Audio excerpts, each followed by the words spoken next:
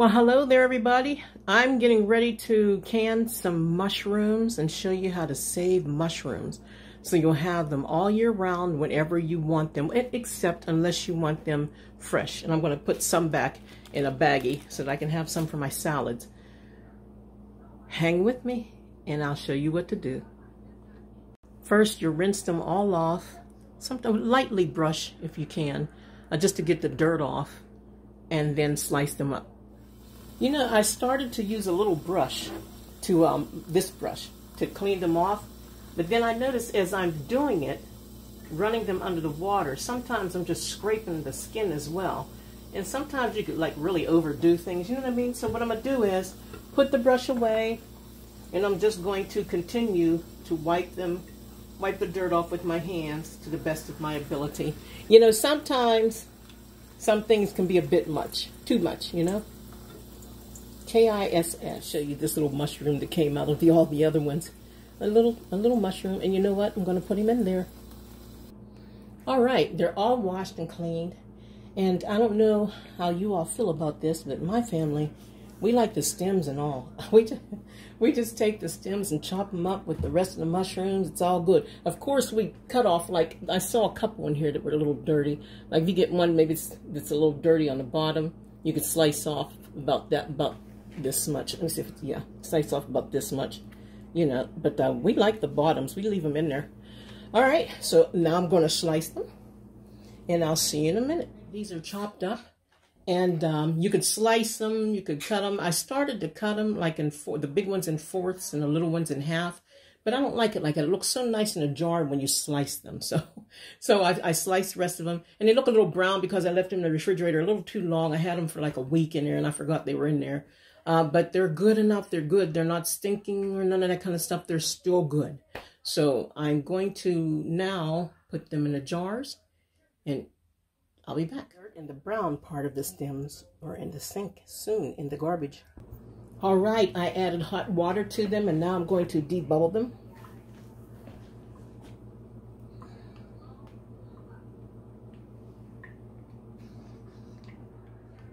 When you cook them, they get smaller in the jar. They'll kind of like float, actually. So it happens to a lot of things. Mushrooms, I've seen it happen to strawberries, berries, whatever you're cooking like that. There's some things that just get smaller in a jar. And there's a lot of people, when they're canning and they see how small they got in a jar, they think something's wrong. But there's nothing wrong.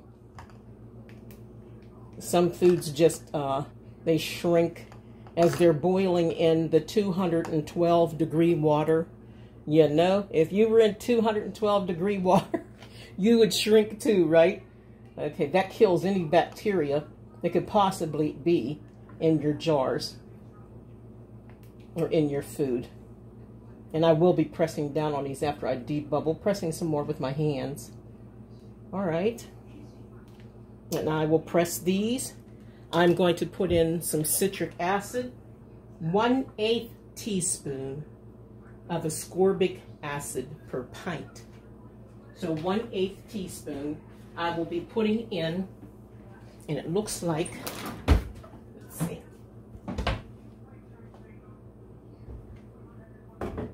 this.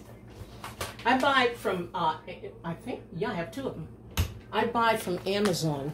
And the one I usually get is Milliard, M-I-L-L-I-A-R-G, citric acid. Okay, that's the one I usually get from Amazon. So 1/8 teaspoon I'll be putting in. And then you wipe the rims of your jars.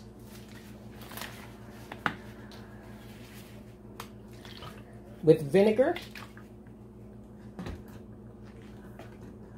That'll make sure you get a good seal when you do that.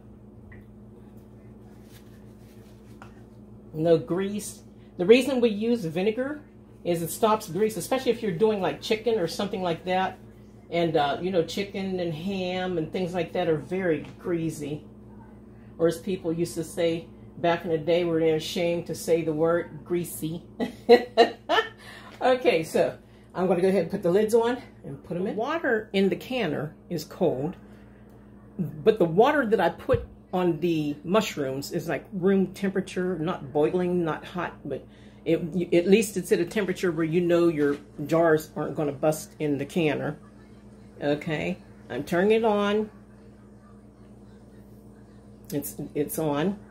And now I am going to put on the lid and process it for where I live at. My altitude, I would be using the 15-pound pressure. And you process pints and half pints of mushrooms for 45 minutes. After the steam, after you steam it, let the steam rise for 10 minutes. Something's burning off my burner. Good thing, because I just cleaned it. They are now in. The lid is on. Clean this off, because whenever I put it up, I turn it upside down until I use it again. I usually use it like every other day or so. But you let the steam, it's heating up now, but you let the steam, when you start seeing steam come out of this, let it steam for 10 minutes, a hard steam, not spitting around or anything. Let it spit for a while, but do not start timing your 10 minutes until there's a steady stream coming up. Okay, and when you see a steady stream, after 10 minutes, then you put this on. And when you hear that begin to dance, then you turn, that will begin to dance. And sometimes both at the same time. This will raise up, which lets you know there's pressure in the can. And this will begin to rock. And when it rocks, then you can turn it down. I turn mine down like on 5, halfway. And then you sit down and enjoy yourself, watch TV or whatever you want to do for 45 minutes. Okay? All right. And we shall wait. All right, we can see the beauty happening. It's beginning to bubble. And soon it will be steaming.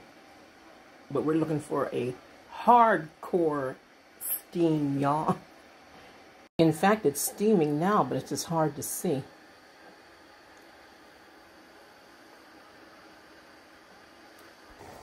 Now we're beginning to make a little bit of noise.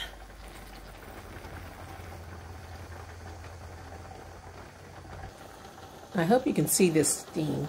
See, when you tell people to let it steam for 10 minutes, some people think that's the steam. That's not it yet. You'll know when it comes.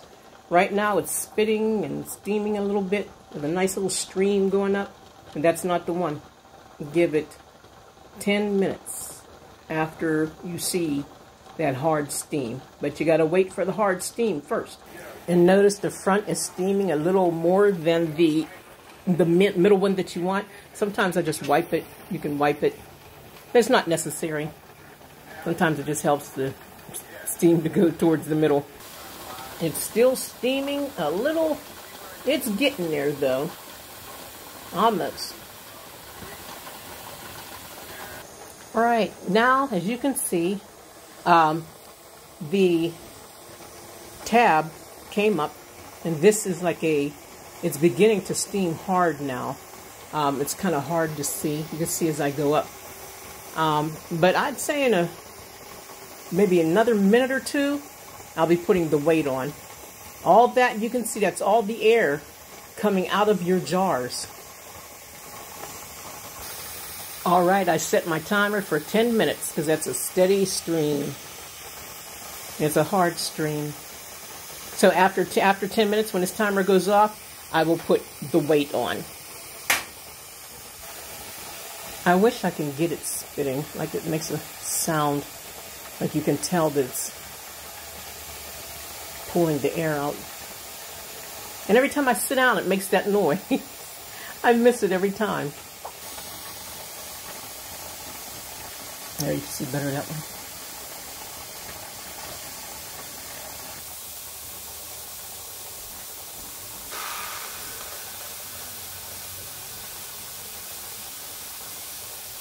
All right, and here we go. Turn the timer off. Put this on.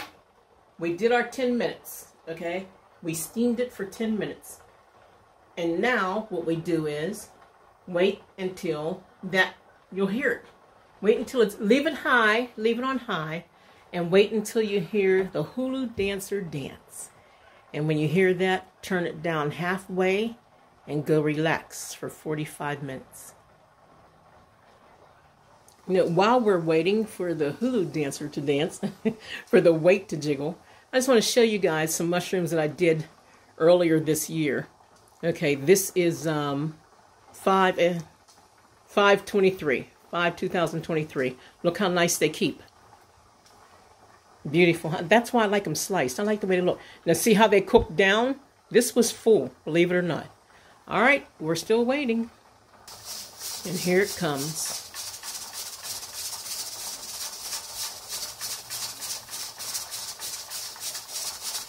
All right, and now I will turn it down.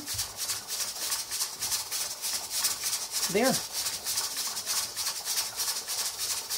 And I will go finish my computer work. Slow and steady wins the race. All right, here we go. I'm going to turn this off. I'm going to turn these off.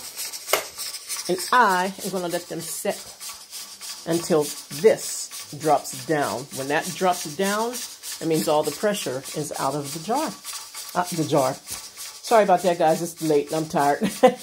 All the pressure has dropped down out of the canner. Okay. I never know what to call this thing. The little divvy here just dropped. Okay. And that means all of the pressure is out of this canner. So I'm going to take this off. Sometimes this hisses. There might be like I like to say, a teaspoon of pressure in it. So sometimes, just a teeny bit. It all came out. All right. So what I'll do is, I used to take it off and just put it over aside and, you know, take my jars out. But one time I did that and it was too soon, and it was still processing per se. And I went to reach, I took my clippers and I went to reach for the jar, and it hissed all over the place. It was scary, but I didn't know what to do, so I just held on to it and put it over on the counter. So now I have learned, untwist, set it back, let it get acclimated to your room, to the air in your room. And I'll be back in about 5 minutes, 5 or 10 minutes. And I'll take those out and we'll see what they look like. Okay, ladies and gentlemen, you're about to watch me do this thing. We are going to take them out. Let me back this up a little bit. I'm going to try to make this so that you can see. Here we go. That should be good, right? All right, so I am going to take this off, flip it away from you.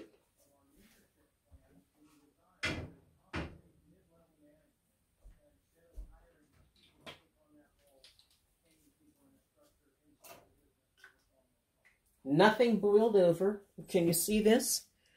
Okay, the water's clean. The water looks good. See, now look how nice. Look how far they boiled down. That's 212 degrees. That's why pressure cookers are nice, because you're cooking your stuff in 212 degrees. And at 212, whatever, anything in there, you can have a Superman germ and it'll die. So you know your food is safe. You know what I mean? Look at this one. Now, you guys saw what this looked like when I put them in, right? Look. Remember I tell you about strawberries and stuff? They do the same thing. That's 2. Let me do it this way. 1, 2. Let's see what the next one's like. 3. This one's even. 3. Oh, they're sealing. Excellent. Excellent. 4. Okay.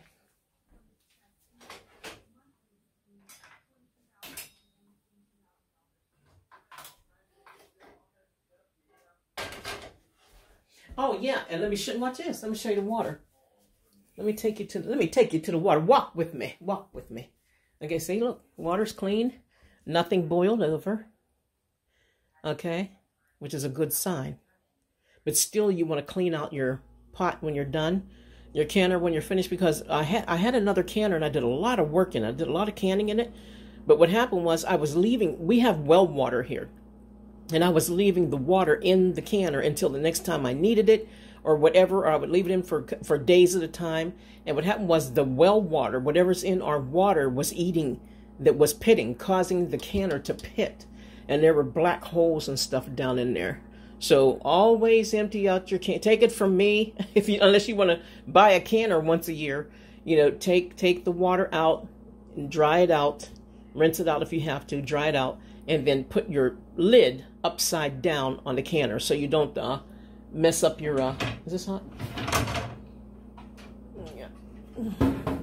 Turn your lid upside down on your canner like that, so you won't mess up the ring. In fact, I think next time I'm going to go ahead and grease this ring, because it's been like 3 or 4 times since the last time. Yeah, because my fingers are dry. Yes, I'll grease it. All right, and there they are. There is our mushrooms. See, this one's settling already. They look real nice when they begin to settle. And don't forget, you can put seasoning and stuff in them too if you want to. Use some kind of seasoning. Use your own seasoning. You could put garlic in it, onions, whatever you want. In fact, you could chop onions and put them in with the mushrooms, any way you want to do it. And there you go. Oh, another one sealed. That's 2. Thanks for watching. God bless you, and can away, my friends. I love you. God bless.